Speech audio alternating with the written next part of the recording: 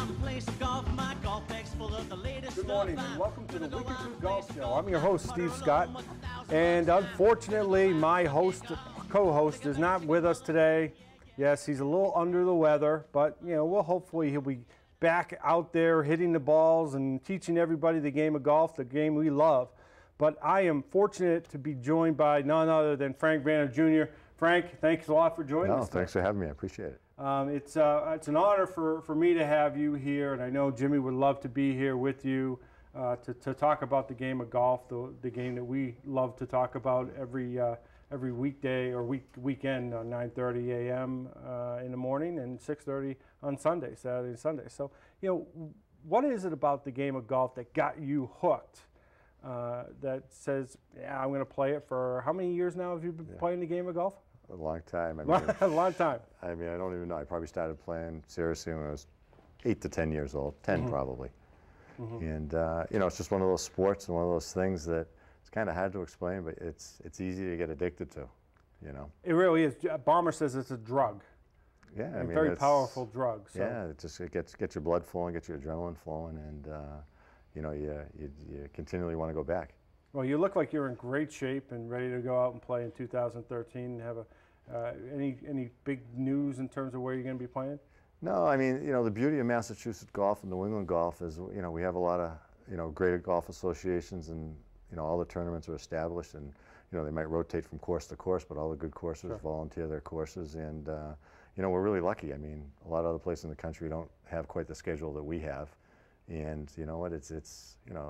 Once you get in the little circuit and start playing, I mean, you don't want to leave. It's that much fun. Now you're a local guy. You don't live locally anymore. You told me you live outside of Central Mass, but you're still working in Central Mass, and you still belong to Marlboro Country Club. Correct. What a great track that is.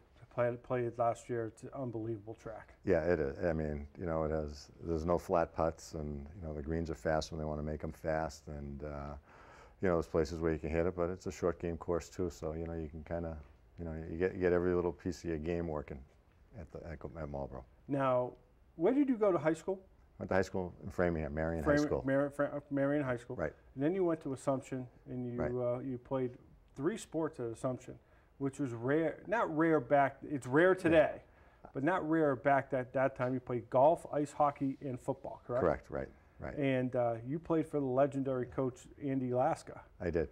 What was that like playing for Andy Laska? Well, I only knew a little about him beforehand. I actually transferred into Assumption. I went to West Point first. West Point first. Right, for 2 years, and was playing hockey and golf there. So when I transferred to Assumption, I lost my eligibility for a year for golf and hockey. Correct. And it wasn't really shaping up that way, but when I went through my interview process and everything, I met Andy, and I was telling him about hockey because I was more of a hockey player. And he was interested, not really interested. And then I mentioned that I played golf at school too, and I'll remember the whole conversation changed, and next thing I know, I'm going to Assumption, and then there was a problem with Division I, Division III, Division II transfer. And August before I was coming, Andy called me and said, well, you got a little problem, you're not going to be able to play. And I was a little distraught, and I said, well, can I play anything else? And it worked out that I was able to play football. So I played football my junior year at Assumption, and then senior year I played hockey and golf with the Andy. But it was great. I mean, we're good friends.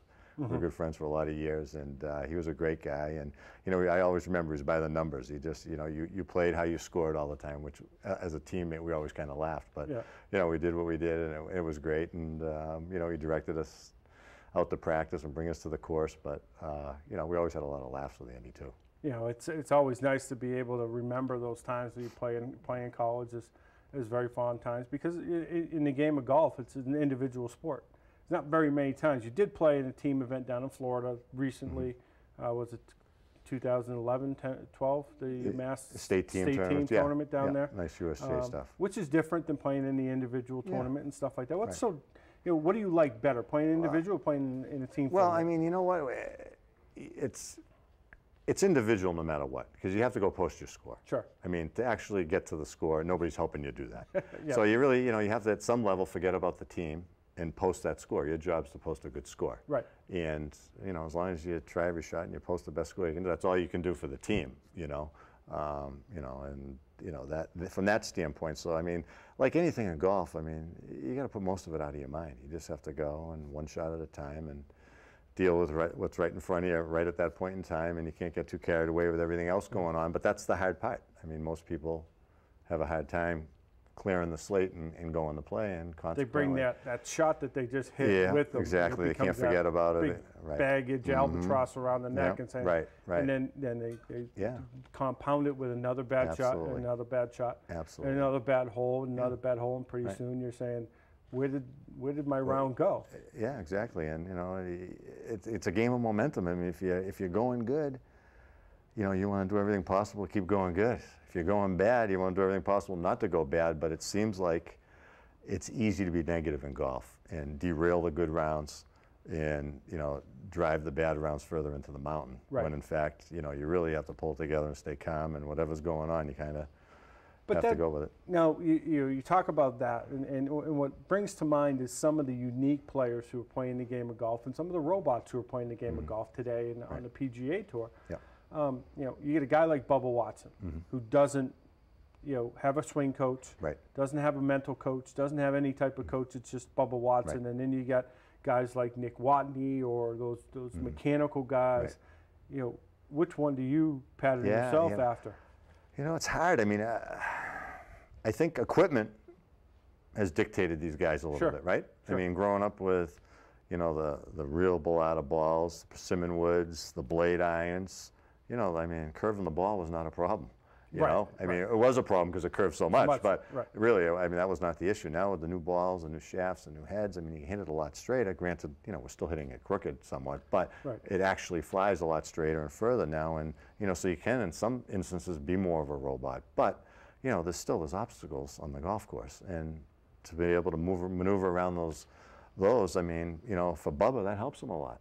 You know, it does. I And love then watching Bubba. For Bubba's you know, good. for somebody like Nick Watney, I mean, you can make it more precision and work your way around. You know, there's different problems with each of those, but at some point in time, when you get down to impact Right. and what you're doing and under the gun, I don't know that there's a big difference mentally from the guys who are the best guys. I mean, they might be going about it differently, but mentally it can't be that different because they got to block everything out and they got to make the shot happen. Now, let's go back to your your mass amateur. You have 13 state mass amateur titles, correct? MGA titles, MGA so titles. a variety of Variety of championships, mid-ams, mid-ams, mass, amateur, Am- 4 balls. 4 balls. So, you know, when you're in that, when you go into a tournament now, you know, obviously people are looking at you and saying, all right, we're going to have to beat him. And there's a couple other guys, Brian Higgins and a couple others. Yeah, we have a lot of great players. Great players and stuff like that. Who do you like to go play against? At this point, You're just I've like been to doing go it so play. long. I mean, Yeah. you know, some of the young kids coming out, it's nice to see some young blood, but you know, it comes out every year. It's coming out. You know, Yeah. some stick, some doesn't, but some do, some don't. But you know, we have a big fraternity of guys that are good players, Right. that become your buddies. I mean, you know, we've been, you know, beating our brains in for 8, 10, 12, 15 years with some of these guys, and you know what? It's fun when you get paired with them. It's fun when you play against them. I mean, it is for me right now. I mean, I'm not doing it for a living or anything. So, you know, I mean, the more friendly, the foursome, the better. But, you know, we all want to beat each other. Right. And what, you know, speaking of that young blood, and hopefully the, you know, USGA and the PGA and a couple other organizations will try to get younger players to play the game of golf and grow that game of golf with those high school kids, the youth of the country and of the world. In fact, it's a world game. So we'll talk about that because there's an interesting thing that was just announced this past week at the Masters tournament. We'll talk about that. We'll also talk about a golf tip from Frank Van. I'm fortunate, you know, I love Bomber, his golf tips, but I got to, you know, Frank Van's going to give me a golf tip, so I got to take advantage of that. Hey, you're listening to the Wicked Good Golf Show on Charter TV 3. Stay tuned. Think I better take a mulligan. I tee it up and take a swing and then can I get another mulligan? Get up, get up.